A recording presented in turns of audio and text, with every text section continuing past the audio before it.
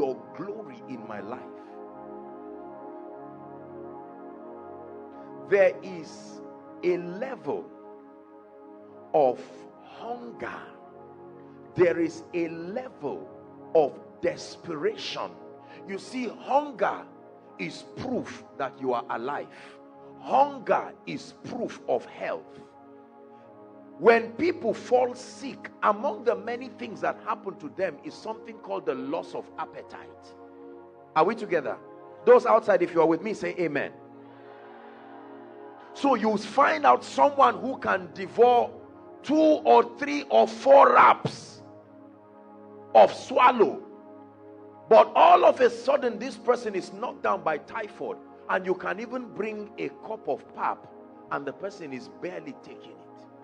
That means you can track your spiritual progress using the index of hunger. I can know my spiritual health by the level of hunger about God, about his house. That means if at any point I have to drag myself and advise myself to church, it's a sign that there is a spiritual symptom. Something is wrong. He said, I was glad. The same David. Not I was angry. I was glad when they said unto me, let us go. Because there is something about the house of God you don't find in a bank. There is something about the house of God you don't find in a movie theater. The acoustics may be the same. The vocal prowess of the communicators may be the same. But the presence factor, that factor, I was glad when they said unto me. Is God blessing us already? So that there is a measure of passion and hunger. You see, the way God deals with us is that every time he wants you to know him more, the first thing he does to you is that he brings a bit of the dimension he wants to introduce you to, and then he hides it back. It is his system of luring men. He introduces something. So as a man of God, he wants to bring you into the healing ministry. And this is how he will do it. One day you will go for a program. You know that based on your preparation, nothing should happen. It will surprise you that blind eyes will open. You know you are not part of that miracle. You are just standing on stage. That's why they think you are the one. You are as surprised as those being healed. You go back home and say, my wife, what happened? And then the next meeting you go and nothing happens. God says, I'm drawing you. Come and let me show you the secret that makes that realm your permanent habitation. That's why the Bible said, oh, taste.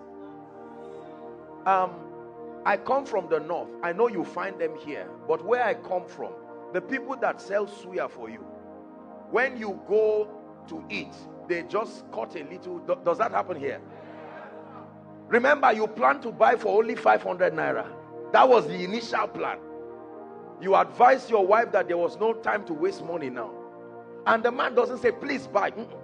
He looks for one that is already hot and steamy and just cuts a significant portion and says, taste. Let my wife taste. Say, you too, just taste. And as soon as you taste, you will want to pretend it's not nice. And then eventually you will find yourself betraying yourself. And you say, how much is this one? 1.5. Say, how much will you reduce it? 1.2. And your wife said, I thought you said, you have tasted. And it has increased. That as soon as you tasted of that meal, something you did not plan doing, the same way you didn't plan to go on a 3-day fast, but he made you to taste of what the healing power can do. And the next thing, you cancel your program and you are locking yourself for 3 days and say, Lord, to see your power and your glory in my life. He's calling us deeper, deeper, deeper, deeper.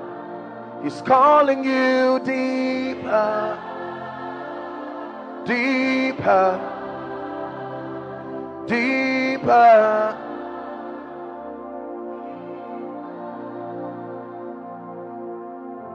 This can't be it. Your God is so much bigger than this. I'm speaking to you. Listen. This can't be it. He is so much